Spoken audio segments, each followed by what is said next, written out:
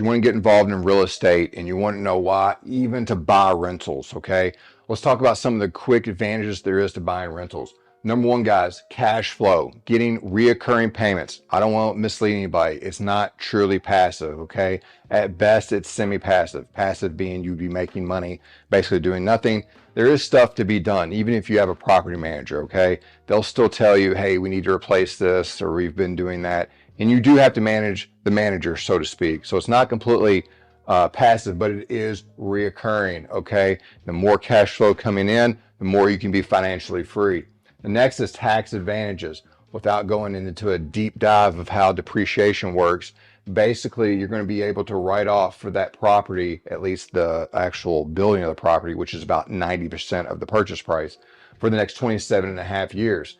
So in a situation where you maybe have 10, 20, $30,000 a year in tax deductions, if you made $30,000 relatively, you would have zero in income taxes. You obviously still have to pay property taxes, but there's giant tax advantages to owning real estate. The next one is leverage, especially if the property is paid off. Okay, guys, if your property is paid off, or even if it's not, but especially if it's paid off, you're able to leverage that property through lines of credit or borrowing against it.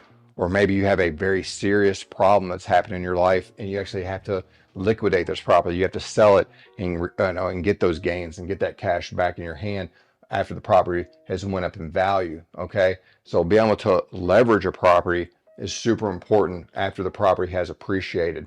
The next one is the rents go up. Okay, over time you're able to normally push rents, which means your paycheck's going up, especially over time. Okay, that is a huge benefit when you're owning real estate. And of course, the biggest one, the one you're probably even thinking about, is building wealth over time. Buying an asset and waiting, not waiting to buy an asset, is how you make money in real estate.